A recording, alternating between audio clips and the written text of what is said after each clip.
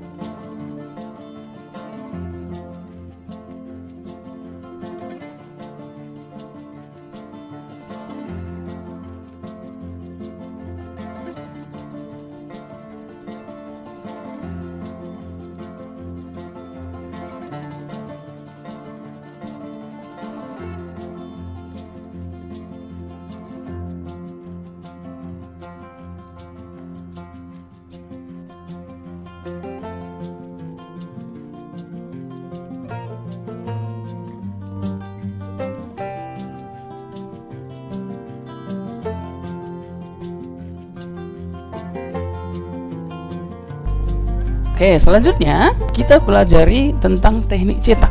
Apa itu teknik cetak? Teknik cetak adalah teknik membuat kerajinan dari tanah liat dengan menggunakan alat bantu cetak. Membuat kerajinan ini terlebih dahulu dengan membuat adonan dari tanah liat menjadi encer dan dimasukkan ke dalam cetak. Jadi langkahnya seperti ini. Pertama, tanah liat dicampur dengan air dan diaduk sehingga menjadi encer.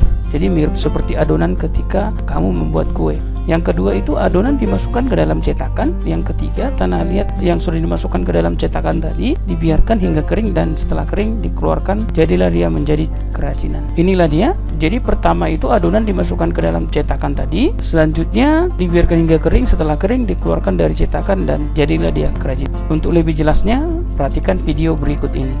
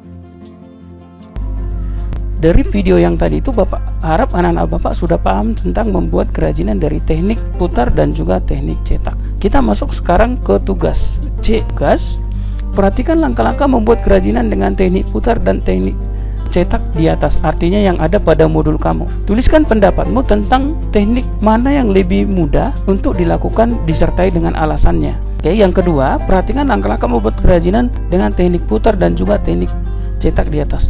Tuliskan pendapatmu, teknik mana yang lebih sulit untuk dilakukan dan disertai dengan alasannya. Soal nomor 1 itu diletakkan di kolom yang pertama. Yang kedua, soal nomor 2 diletakkan di kolom yang kedua. Jadi yang lebih mudah di sebelah kiri, yang lebih sulit di sebelah kanan. Harus pilih salah satu, mana yang lebih mudah, mana yang lebih sulit.